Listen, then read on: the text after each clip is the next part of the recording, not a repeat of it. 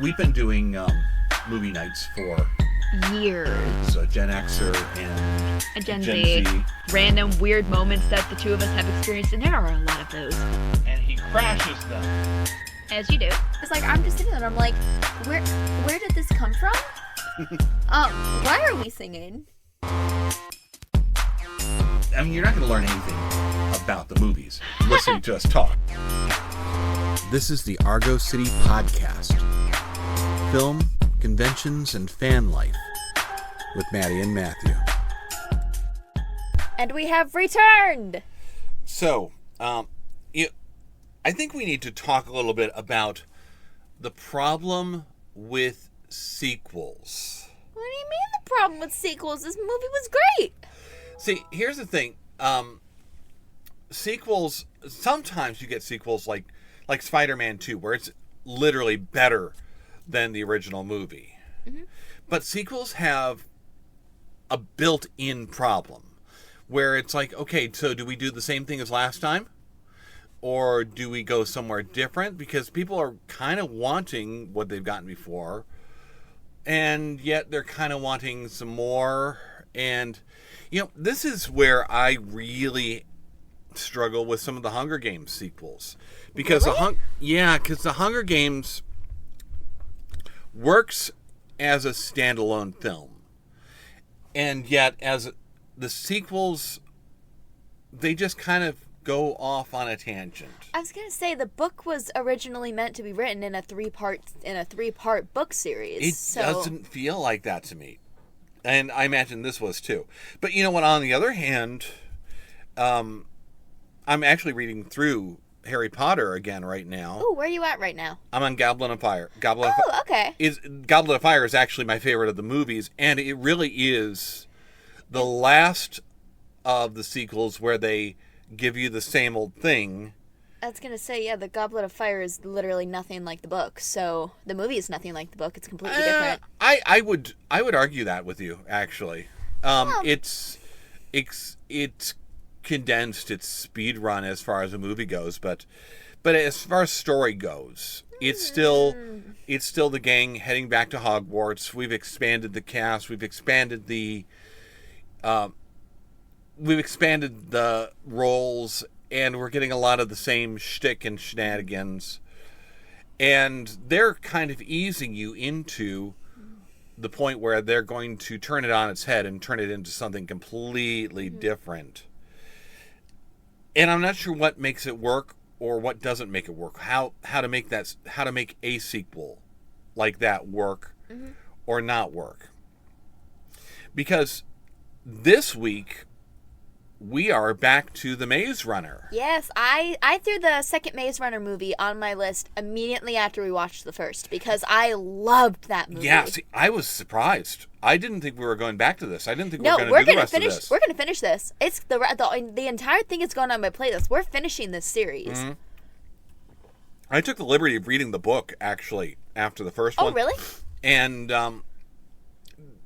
there's some differences, but it's expanded it more than it is really different. Huh. So you still get a lot of the same basic story. From what I've read, though,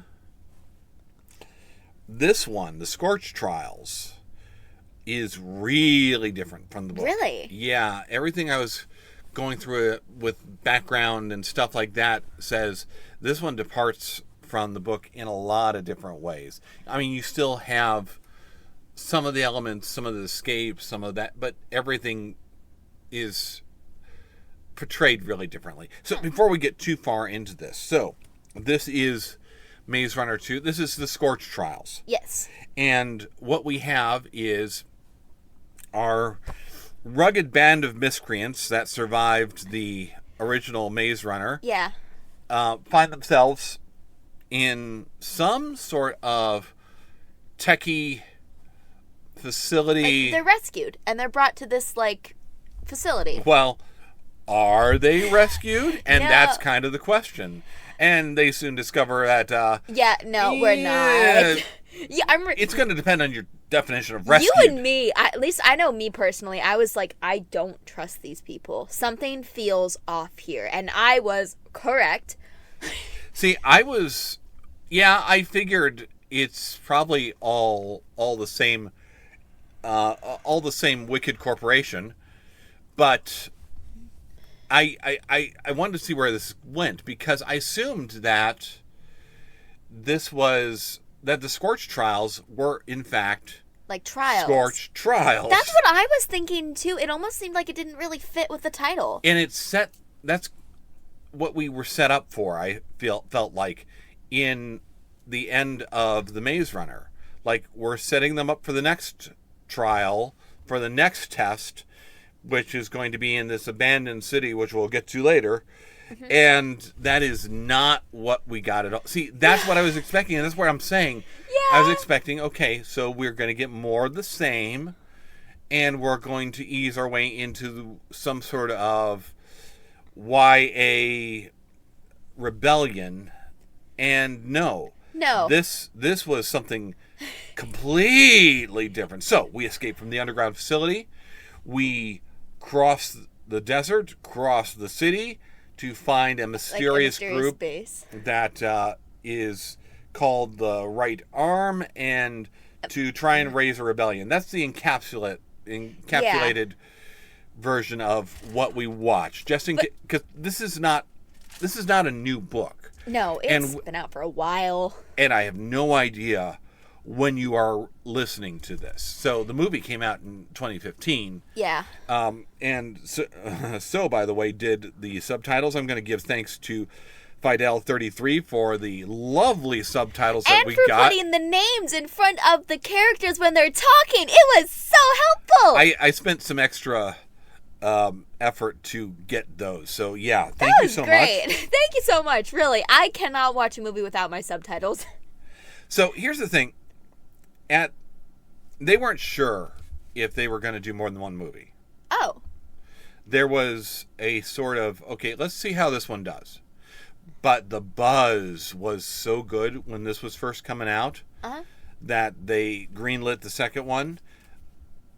But I can tell there's been some time. There's been the ending of The Maze Runner does not feel like it connects smoothly into the beginning of this movie. And I was confused for the first 10 minutes at least. And the first 5 minutes or so is nothing but technobabble disguised as recap.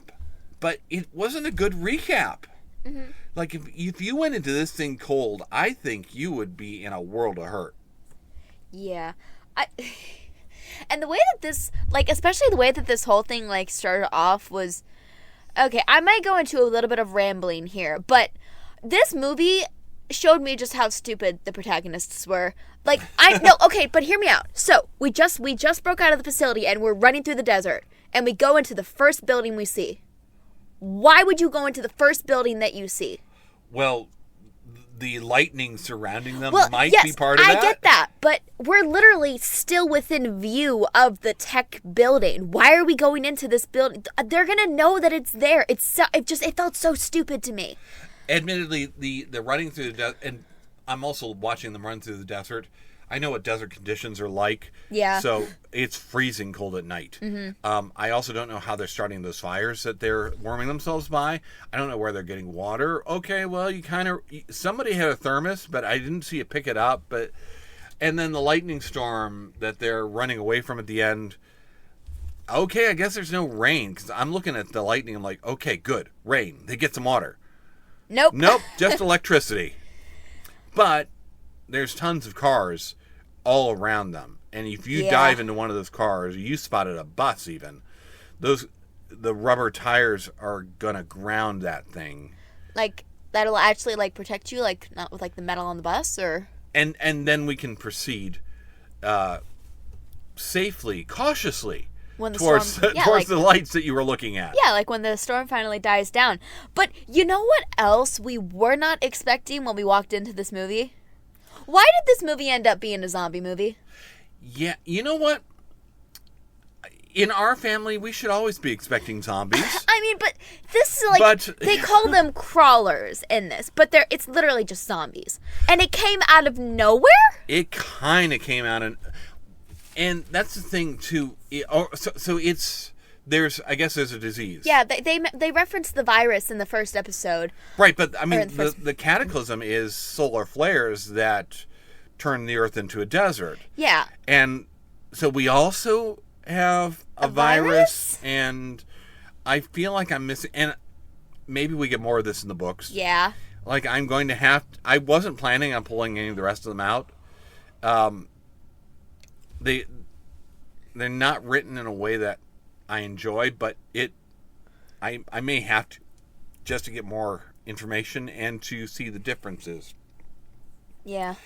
And I do feel like I am seeing homages with these filmmakers all over the place. So before we came in, like, there's a gunship that we see kind of floating through the sky here and there looking for them. Yeah. And it's what comes to get them. Yeah.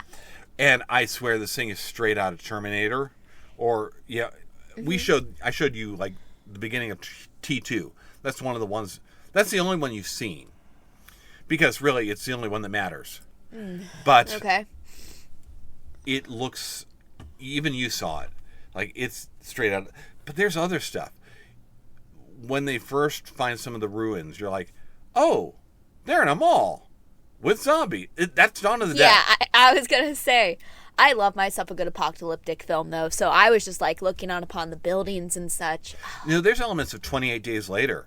Yeah, I think so. Did you see some of the scenes, especially when they're hiding, and the backlit zombies running as they're in like the lower levels? Yeah. That felt very 28 Days Later to me. Like climbing and actively chasing after them. Like, climbing zombies is not fun. That is not fun. These are definitely rage zombies. These are the kind that run and go after you because it's a disease. They're just completely out of it. There's a moment, though, towards the end, too, where the girl, Teresa, I mean, she's the one from the first one as well, and she's sitting there, and she's telling Thomas, she's talking about how her mom turned. Yeah. And I tried to hide her. Yeah. And I thought she'd get better.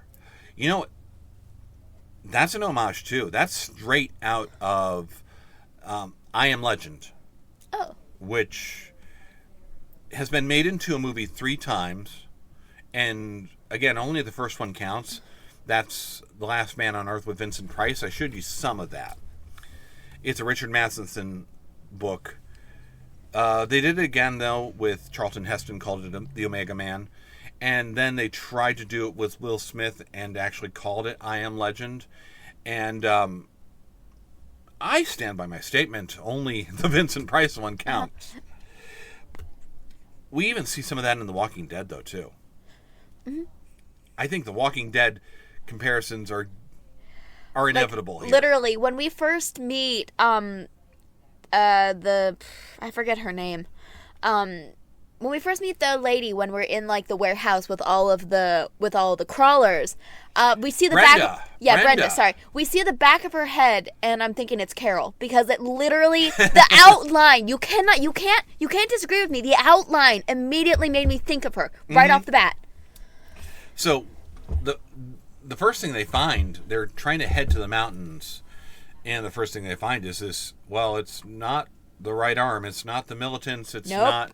No, what do they find? They find a room full of chained up, I keep wanting to say walkers and zombies, but no, they're crawlers. They find a room of chained up crawlers, which I gotta admit, as like guard dogs and like such like that, I think they've done that in Walking Dead too, where they'll have those. Yeah, like, I think so too. I can't remember where, but that's really brilliant thinking for like to give you a heads up that someone's broken in. And the zombies are protecting a gang's layout.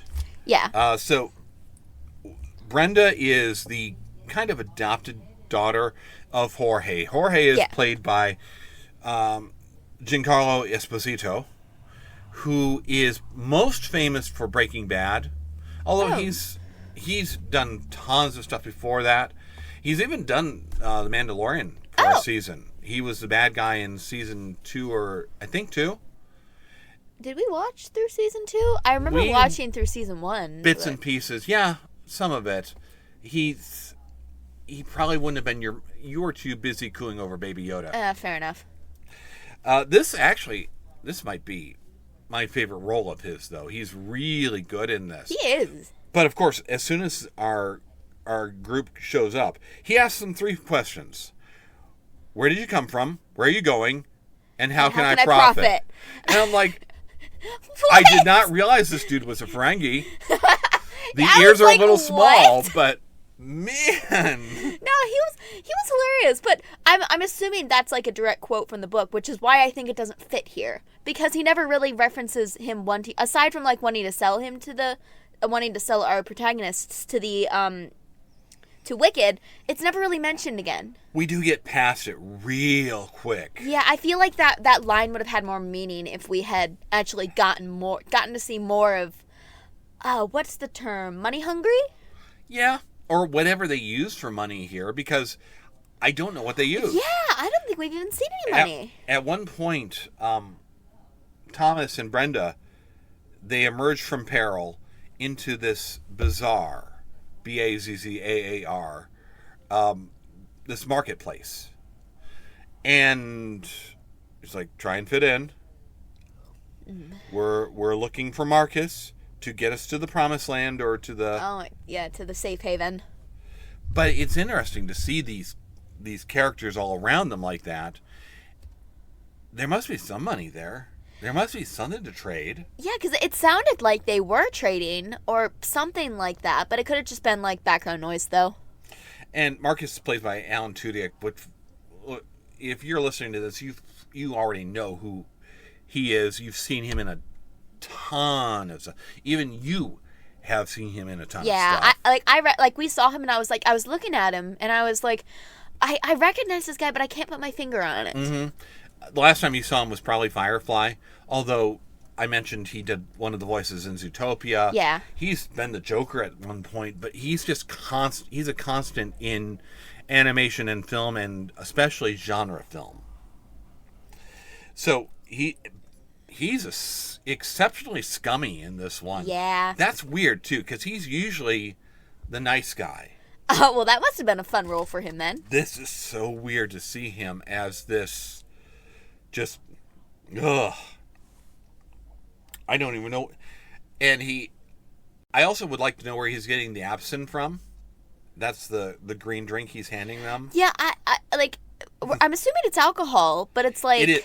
Absinthe was a popular drink in France at one point because they levied these huge taxes on wine. So it's like, we're not going to drink wine then.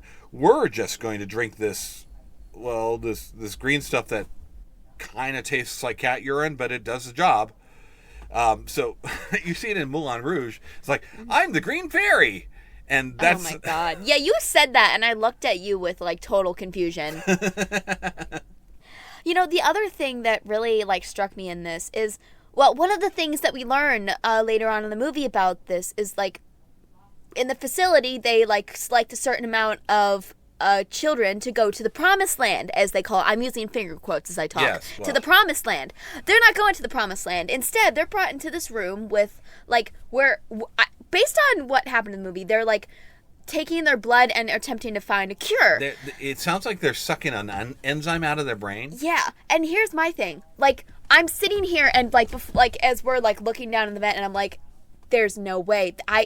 They're not going to no promised land. And the thing that brings me back is, a while ago, we watched an anime called 7 Seeds. It's on Netflix. I totally recommend it. It is amazing. One of the episodes in that show is where the characters, they find a diary from this, like, old abandoned, like, underground, like, mall thing.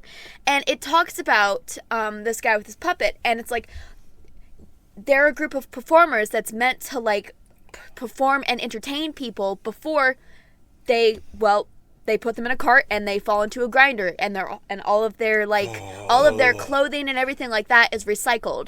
And they do that because they keep running out of supplies, and because there's like a virus going through. And immediately, the second I saw them going into that room, the second we saw those like boxes, I was like, correlation in my brain. Yeah. Someone actually said, well, they're going to a farm and you can only have so many. And I'm like, they're going to a farm? I don't think I picked up on that. This is exactly what you tell every child when you take their dog who's a little too old now, and you take him out back. Well, he's going to a farm. Yeah. And I heard that. I'm like, there are no farms in the apocalypse. No. There aren't any of those kind of farms. So if you weren't cued into that, the idea that this bunker that they're all in wasn't bad news in the first place, that's your first clue, I think. Yeah. I'm just like, I kept getting more and more suspicious as this was going on, and I'm just like, no, there's no way. These are not good people. I wasn't expecting the twist that they were actually wicked, though. I will admit, that did catch me off guard. Oh, I thought they were the whole time. Like, I assumed that they were. I was surprised when he said that he wasn't. And, okay, but I'm not sure. Well, like, I was thinking maybe they're, like, another bad organization. Because they tipped off of, like, when they were in the room, that's like, there are other groups that want these kids. I forget the exact quote, but, like, there's another group that wants these kids. So basically, they're just talking about the right arm. Yeah, but I originally thought... know that. Yes, but we didn't know that at the time. So I was thinking that it was, like, maybe they're the other group trying to, like, also use them to their advantage. Like, you never know. These people are weird. That might have actually been more interesting. It would certainly have been more complex, and you're not going to have enough time in 3 books to hit that, I guess.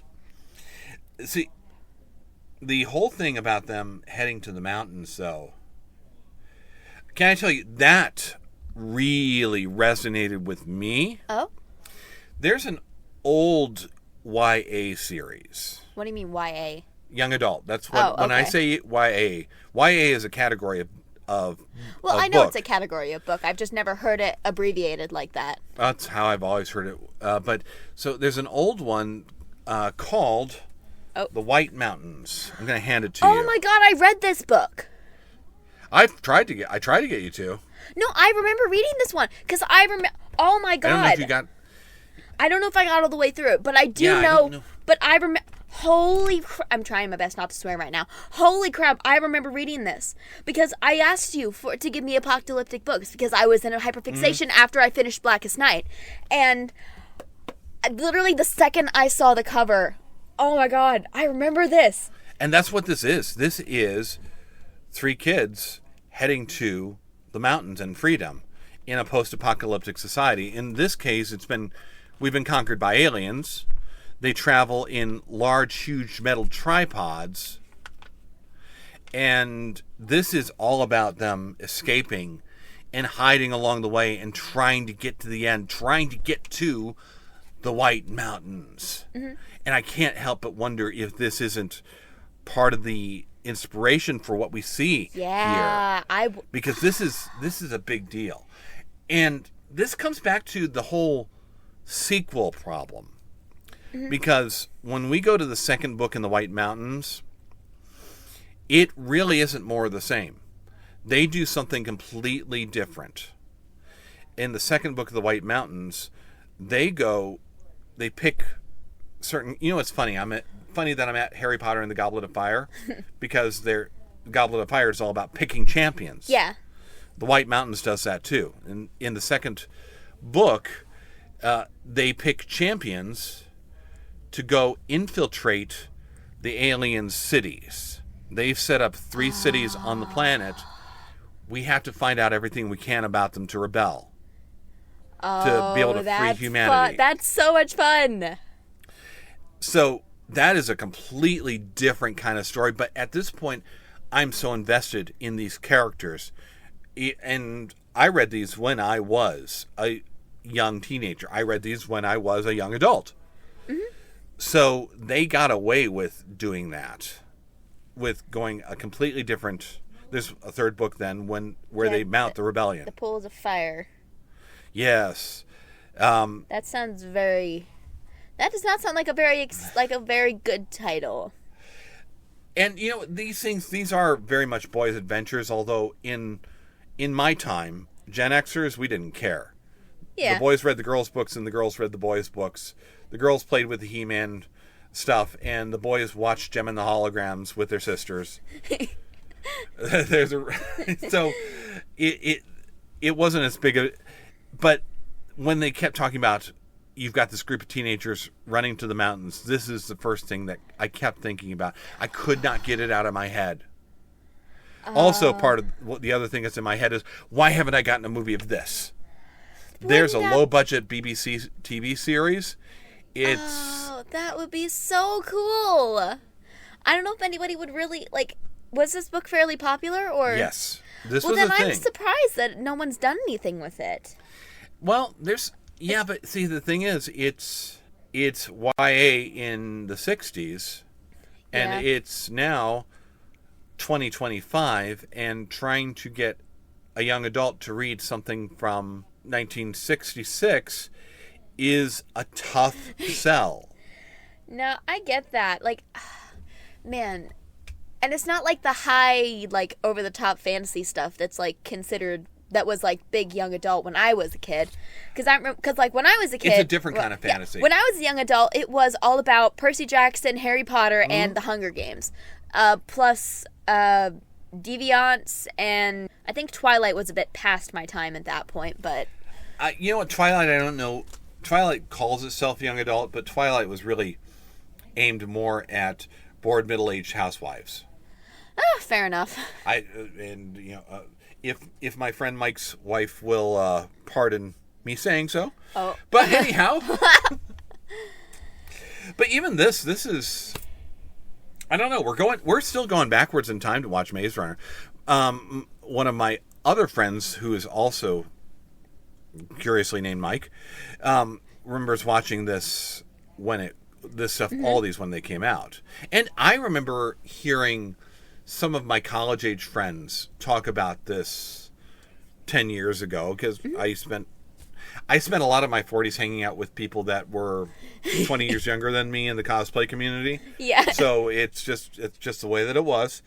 I remember hearing about that. That's one of the things that's so fun about exploring this now. Yeah. One other thing I want to just look at here is how good some of this looks.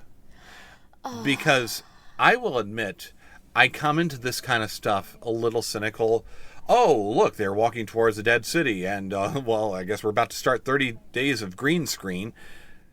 But, you know what? That dead city looks better than anything we see on The Walking Dead right now. Yeah, I mean, you're not wrong. I'm looking at buildings that are, like, collapsed on each other. Like, literally, diagonally. Yeah, we have two buildings at one point that our characters get stuck in that are, like, pushed together over a giant drop, which I'm assuming used to be, like, a river or something. Yeah, I mean, it's amazing. One's just collapsed and leaned over onto another. At one point, Brenda gets trapped, like, the side window. Well, gravity is pulling because the building's nearly on its side. Yeah, that was surprisingly, like, what's the word I'm looking for? That was surprisingly... That was suspenseful. Yeah, I'm definitely with you there.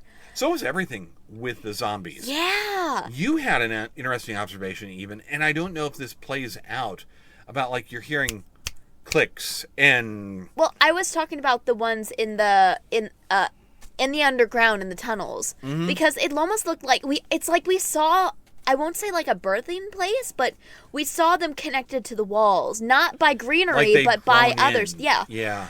And, like, their eyes were shut, and they were, like, as you were saying, they were clicking. I can't snap my fingers very well. But they were, like, clicking and making noises. And they were looking, at first, they were, like, looking around. But then they, like, looked at it and started running towards the protagonist. So right, it's like, but you're thinking echolocation. Yeah. Like, that almost brings me back to The Descent. Remember the cave? Oh, that was such a good movie. And I keep coming back to all these other influences, because I feel like this movie pulls from a ton of different other things. Yeah. Even when they find the Right Arms hideout, they have to pull a truck back to get into it. That feels like it's straight out of Land of the Dead. That's one of George Romero's later sequels. He actually did a second trilogy after Night of the Living Dead, Dawn of the Dead, and Day of the Dead. The second trilogy is... in fact, I really don't enjoy Land of the Dead because of some of the political philosophies they try to espouse. But at the same time, I think they're wrong about some of their stuff. But at the same time, they've got some interesting elements, some interesting ideas there. And one of those is, the truck's part of... I almost think we've seen that in Walking Dead as well. There's a couple times where I feel like I'm watching Land of the Dead. So I see so many homages in this. I'd really love to know more about the filmmakers. I may have to look that up. And, And like I said, I feel like I have to crack the book now. I feel like you've given me homework. No! No, I really should get around to actually reading the books, though. It's not like they're bad. It's just not my thing. Much like I read The Hunger Games. Also, not my thing. I stopped at the first one. Mm-hmm. So I feel like this is kind of like that as well. But I've got them I've got them somewhere in my library, so I may have to pull one of those out. You've got the actual books in here? I've got ebooks. Oh, the ebooks. I know I have that one in my digital library. I don't know that I have any in the physical library here. It's not out of the realm of possibility. It's funny that we have to differentiate that. We do, because there's stacks of books all around you. There's shelves. Stacks of books and movies. There's a rack literally that you have to dodge as you walk in with your chair. Yeah. So, but yeah, I'm pretty sure I only have the ebooks of these. That kind of tells you how highly or not so highly I esteem them. That's it for this weekend, though, because as good as this was, there's not enough for us to break this into a two-parter. Yeah, thank God. We've had a lot of those lately. But come back with us next week, and we're going to check out something different from the Movie Box of Doom. And if you haven't already, check out our conversation about the Maze Runner, because you're going to find that... You're going to find a lot more in that one. Right. You're going to find our initial reactions and our initial shock at how much we liked it. Yes. So wherever you found this podcast, whether it's Freaker or it's iHeartRadio or it's YouTube, go check that one out too. And then join us again, because I bet that the Death Cure is coming up a lot sooner than you might think. It's going to be on the list, so we'll see when he spends it. We'll see you guys next week. Bye!